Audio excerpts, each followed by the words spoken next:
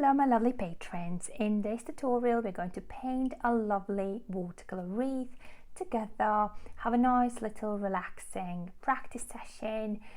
So this could be used for cards. You could do like a nice greeting card or even just like a little poster, like a seasonal home decor. Why not? I think it just looks lovely. I'm going to be using my very trusty watercolour palette.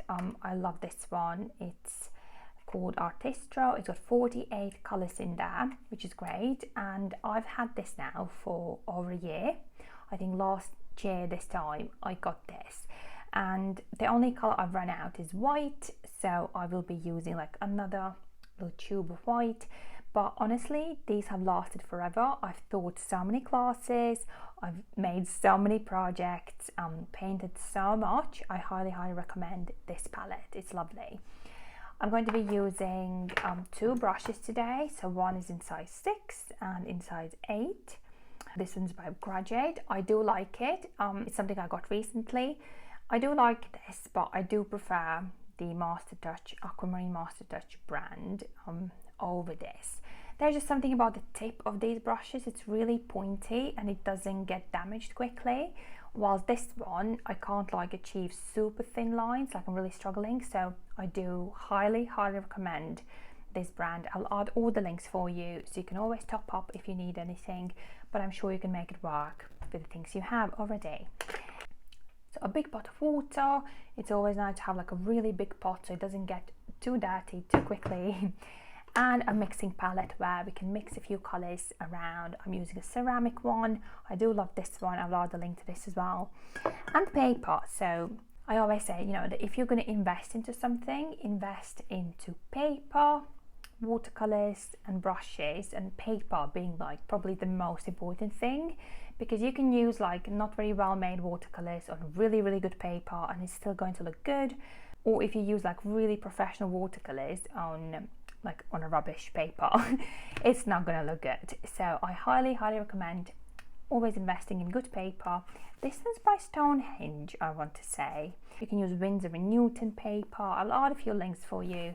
I always use like different brands. I do love to experiment, and to be honest, I usually get something that's on sale. So, you know, if it's on sale, I'll get it, and if I've tried this brand before, I'm trusting it. So I'll add a few links for you.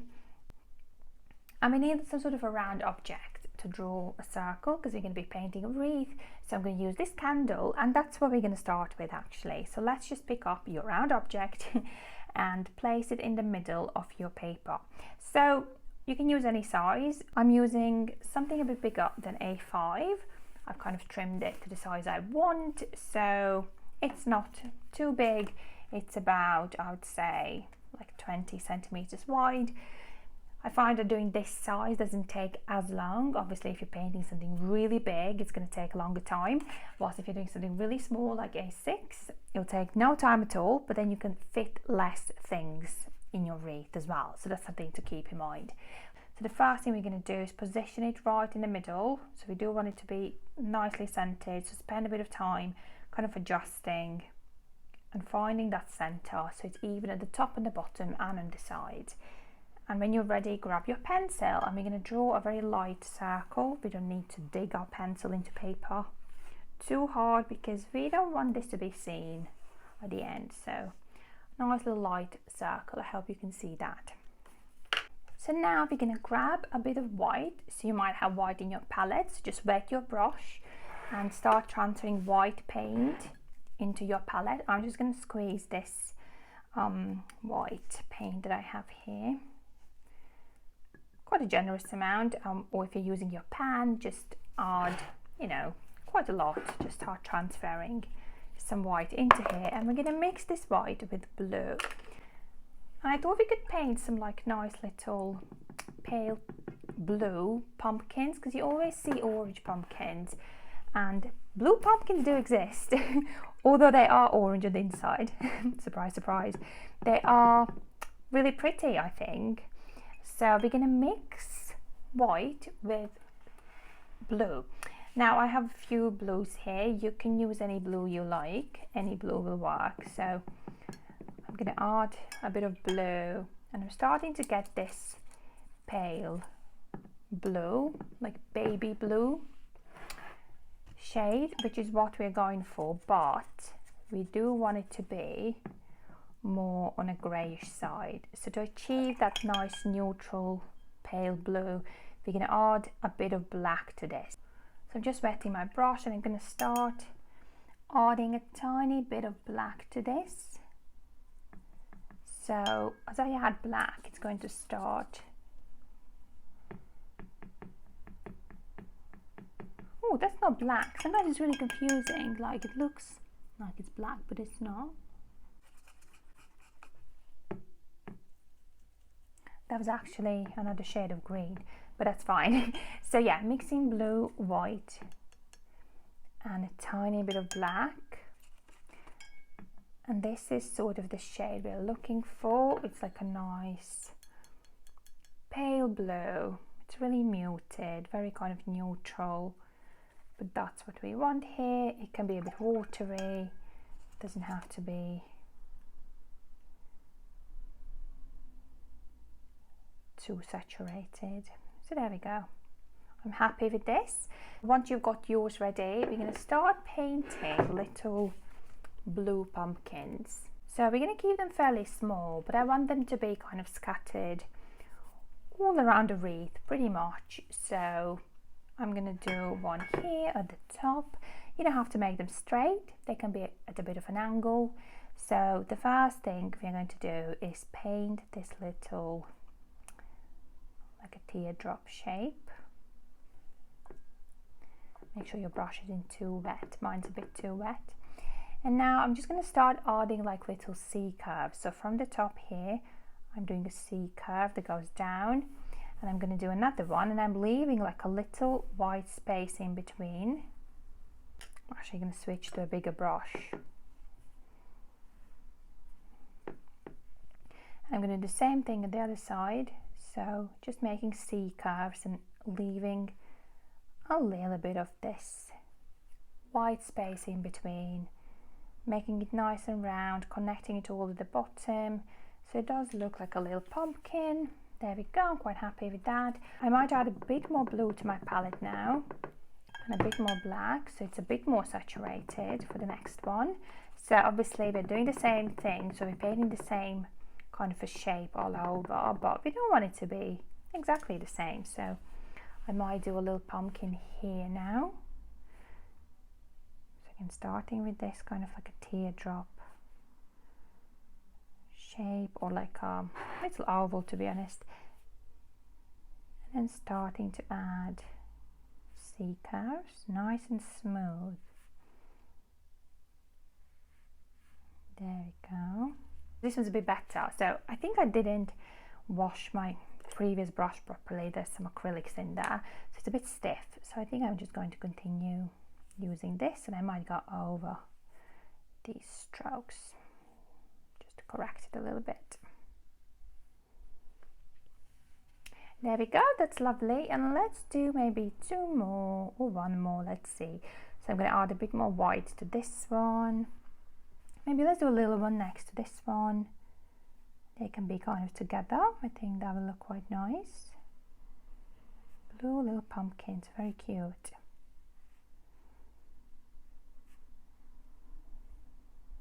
So nice and round. Remember, you want your pumpkin to be nice and round, have a nice little round shape.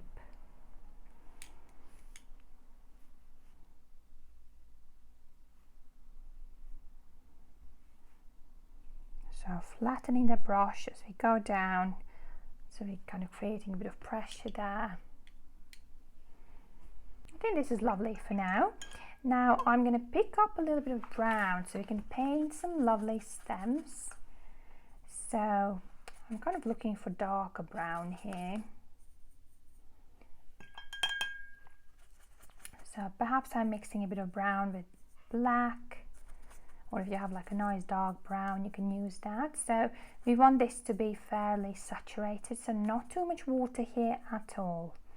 And now I'm even going to clean my brush a little bit to get rid of that extra moisture in it. So my tip is nice and pointy, and I'm just going to go ahead and use the tip of the brush to paint a little stem. So a bit wider at the top and a bit thinner at the bottom.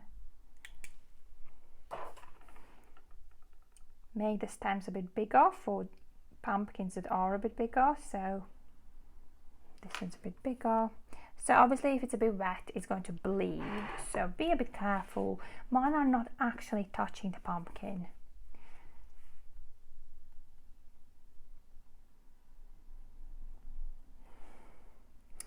And this lovely pale colour will go really nice with like orange and red, so basically all of the autumnal colours, because they are very contrasting, blue and red. So I think it's a really lovely choice to do them in blue rather than orange, because then it will disappear with all the leaves. Right, so now, let's get started with those lovely red tones. So let's pick up a little bit of red. You can use any red. I'm just using this kind of regular, kind of a bit pinkish red, I would say. I have two shades here. So yeah, I might go for this one. Now I'm going to add a tiny bit of this brown to it. I think that's going to mute it down a bit. And also I'm going to add a bit of orange or yellow. I'm going to go with yellow. Yellow to make this a little bit more orangey on the orange side. And I'm going to start here and I'm going to follow this circle line. So just kind of go over it with the tip of the brush first a little bit and start painting some very kind of rustic looking leaves. They don't have to be perfectly shaped. So you can choose to just kind of flatten your brush. So I'm going thin, thick, thin, and then doing the same thing going down, thin, thick, thin. You can do this, or you can just do the outline of the leaf like this, and then color it in with the belly of your brush, so that can work as well. So I'm gonna make sure I'm following this wreath line. Maybe do one leaf here at the top. Blend in a little one here. I'm kind of alternating. I'm kind of doing a little bit of pressure change technique and a little bit of this outlining technique. And let's just make it a bit more interesting, add a bit more movement, and maybe do one leaf that goes down. So I've turned my page and I'm going to do a thin stem and a nice little leaf that kind of hangs into the wreath. Don't be afraid to work inside your wreath as well. Right, so we have this lovely orange color. I think it looks really good. And we're going to keep painting. So I'm now going to pick up some more brown and add to my orange here just to change it up a little bit. And maybe do some leaves that go the other way. So again, I'm going to follow the wreath. Do a nice leaf here, and again adding movement. We don't want them to look the same. It's a really lovely color, like a rustic orange. Keep some of them fairly big and some of them a bit smaller. You can also do a few that kind of start with a little stem and then paint a leaf onto that stem. So not straight from the main stem, but like adding its individual stem. And that will allow you to play a little bit more with the way you position them and stretch them out a bit more in a way. That looks quite nice, quite a lot of movement here. Try not to leave any big gaps anywhere. If you do, just blend in some little leaves in there, like this. So you can see how, you know, contrasting the size of the leaves can look really, really good. Lovely. So now I'm going to pick up some more red. So we're going to go with a bit of a brighter red here. Just mixing it in into this brown. A bit of brown in the red can always look really good. And again, we're going to play with direction here. So I'm going to do one stem that kind of goes into the wreath, but again facing the opposite direction. Maybe make some bigger and softer leaves here. Maybe try not to make them too pointy. Add a bit of softness to this branch. And these colours just look so wonderful together already, I think.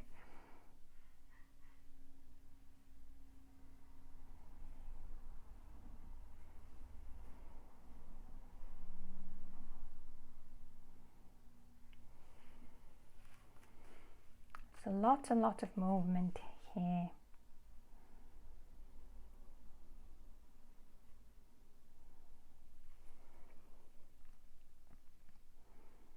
Thin stems, fluffy leaves. That's what we're going for. Lovely. Okay, so now we're going to take this red, and I might actually add even more red to this brown, make it a bit more saturated. Now let's paint a lovely little rose, maybe here. Maybe let's do a little cluster of flowers on this side. So I'm going to turn my page this way, and I'm going to start painting a simple rose. I'm starting with the middle now, starting with these very small sea cows that are very kind of close together, and starting to make them a bit bigger. I'm going to dip my brush into water so that it starts to look a bit translucent. And I'm going to dip my brush into water again, so now it's very wet. And I'm going to start making these big strokes for the outer petals. Very fluffy, everything's kind of bleeding together here. Try not to worry about its shape, as long as you do these like circular motions, it's going to look good. So once you do this, you can grab a bit more red and blend in like more saturated color in the middle, and you will see it will kind of bleed out a little bit anyway. So once this dries, it will look really, really nice. There we go. Lovely little red rose. So I'm tempted to do one in kind of yellowish color. So I'm going to pick up this yellow, add it to my palette, see if it needs changing really. I quite like this shade as it is, to be honest. If you don't have anything similar, you can just grab a normal yellow, any yellow you have, and add a bit of brown, but maybe you also have this like mustardy color. I think it's going to fit in really well. And I'm going to do another rose, maybe kind of a bit lower down here, and maybe like a smaller one anyway. Just kind of doing a similar thing.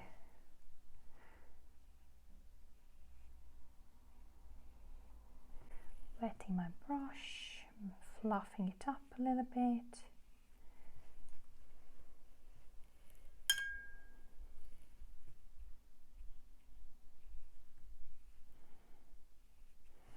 I wanted to do a little one, but it turned out to be fairly big, so that's fine.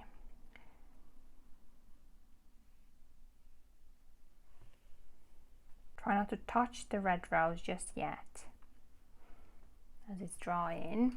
I might do like a more of a rustic brown here at the top, so we do get a little cluster of three. That's going to look nice. So I'm going to add a bit of this yellow to this red, and I'm going to take a bit of brown and blend it in there. And I'm kind of looking for like a rustic orange color, like something like this, to be honest.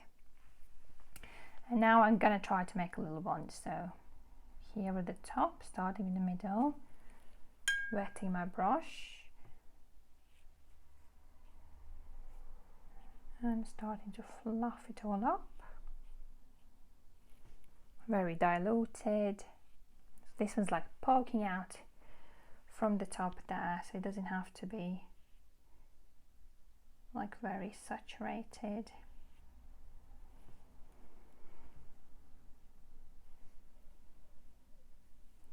You can always blend in a bit more color in the middle. So there, a little cluster of roses, and I think it looks really nice. So now we can actually start adding a bit of green as well. So greenery obviously exists wherever there are leaves and wherever there is a wreath. So we're going to play with the green. You can grab any green from your palette. And straight away I'm just going to blend it into this red. And it might look very dark, so depending on how much red you had in there. And that's quite nice actually. I do love this kind of mossy, fairly neutral look. And I might even blend a tiny bit of this brown. So notice how we're kind of taking the colour and just blending another colour into it as we work, and we just keep going like this, and it looks really nice eventually. I might even take a little bit of this light blue with the white and blend in here, so it kind of makes it a bit more muted. There we go. So a lovely sage colour, I would say, dark sage. This looks really nice. So I'm going to grab this green and we can start adding in some leaves around the roses, because obviously they usually have leaves. So just imagine how they would like poke out of the rose. So I love adding like 2 leaves for each flower, I would say. This looks quite good always. Maybe some here, kind of going from the same base but stretching them into different directions. So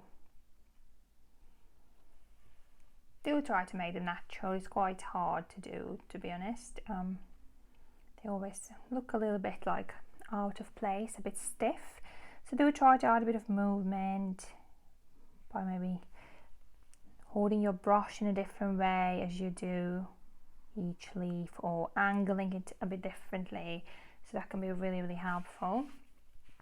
And I might just kind of continue this green a little bit, so again, just to make it a bit more natural on here. So I'm going to do a little line on the actual wreath and just maybe do like a little branch here going down.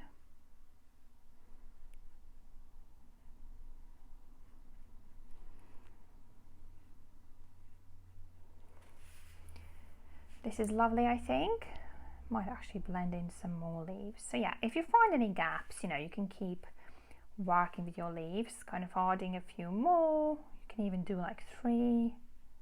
Don't be afraid to stretch them into the wreath. I was planning to like letter something in the middle, so that will depend on how much room you have left. But you know, if you leave a little bit of room, even just a little bit, that'll be fine. So whilst we have the green, how about we just blend in a few branches to complement this orange? So just a few, not too many. I'm using the outlining technique here. You can even do like a different type of leaf if you like, or again just kind of stretch it in a different direction. Make it a bit more interesting this way.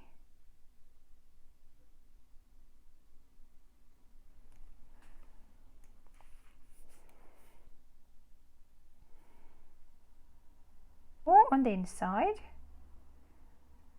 if you try to make those stems super thin, that will look really, really good. Very delicate.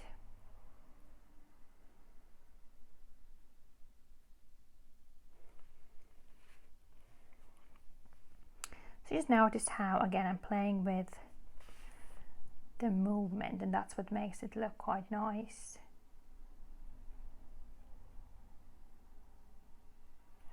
Not having any stiff branches, but just letting it all have a little bit of movement.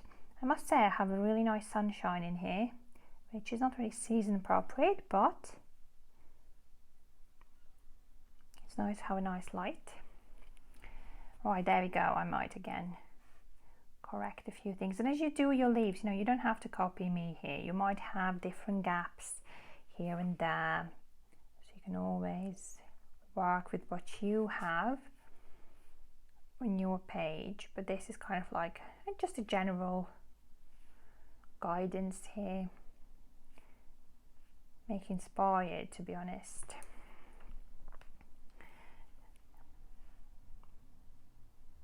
Lovely, so we have a little bit of space left here, and I just want to do like a different type of leaf really. So we're gonna add some red now. Again, going with this red, maybe a different shade of red if you have a different shade, and blend into this yellow that we have here. We're getting this kind of like a brownish color, just to be expected. And then I'm going to add a bit of green to this. There, that was quite nice. So the idea is if we do like a dried up leaf. So, and we could do like an oak leaf. So if we again follow this stem, we do like a thin stroke here, it's going to be a fairly big leaf. And then we just do this kind of wavy shape around it.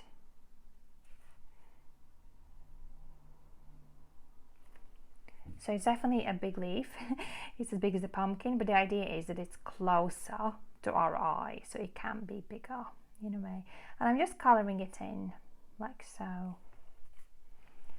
And again, I might stretch another one into the inside and do another one of these, maybe a bit smaller.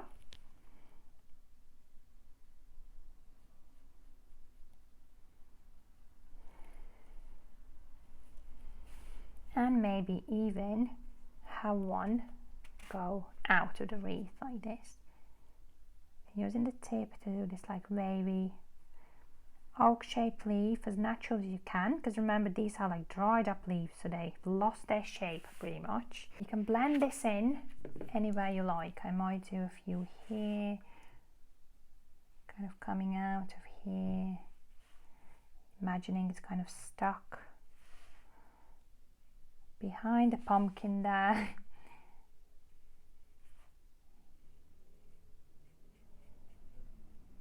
Colouring it in.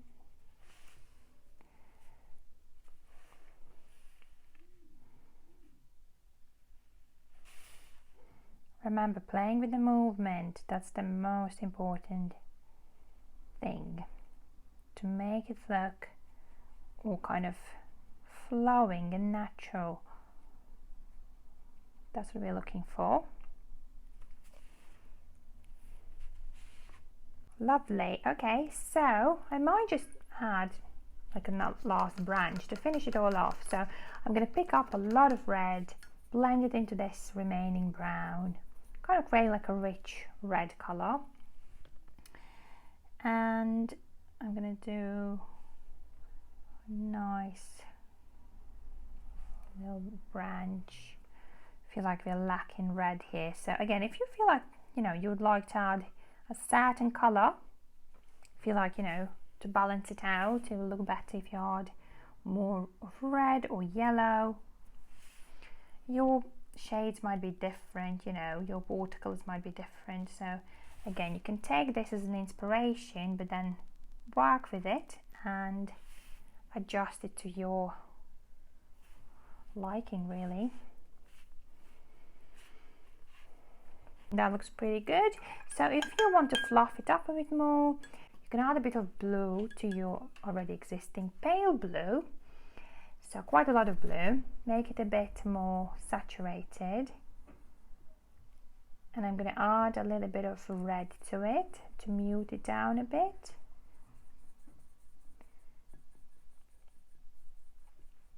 And I'm going to just do a few of this color leaves as well, here and there, just to reference the pumpkins. That might look quite nice.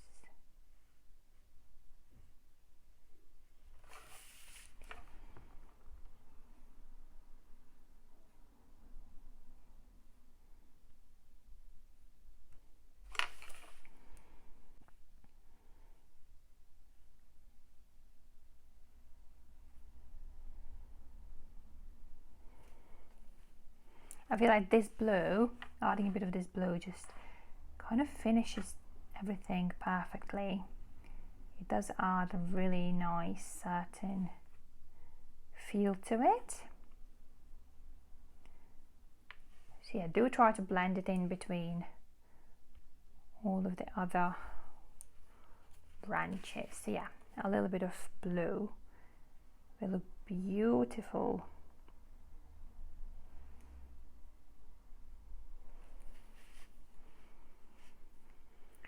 And that's it really. So at this point I'm just kind of fluffing it all up, maybe balancing the top part and the bottom part. I do feel like there's more going on at the top, which I don't mind. I think it looks nice, but you know, if you wanted it to be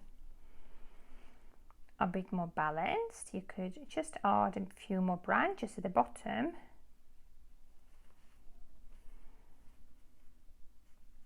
This pale blue looks really good with this sagey green that we mixed, I think. So I hope you learned something from it. It was definitely really relaxing, I think, to paint this, and it looks pretty good, I think. I'll definitely use this for decorating, or maybe even make it into a card. Takes a bit of time, but it's definitely relaxing, and I think the results are so beautiful that it's totally worth it. And the last branch, that's it. I always get carried away painting these, because I always say that's what kind of brings everything together. You can just have 2 or 3 flowers like we do here, but it just kind of combines everything nicely, finishes everything off, adds more movement. So yeah, there we go. Lovely. So now you can write something in the middle. I think my leaves are fairly dry, so I might go ahead and just do like a little thank you in the middle with my brush pen.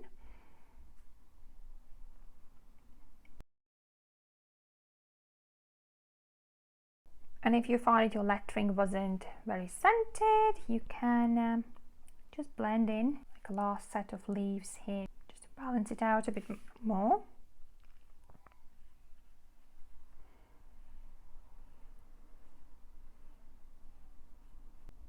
So there we go. I hope you enjoyed this. I hope you found this relaxing, you learned something new, and I would absolutely love to see your creation of this, your version of this wreath. So please share. I'm always happy to see your work on Instagram, or just message me, to be honest. I would love to see.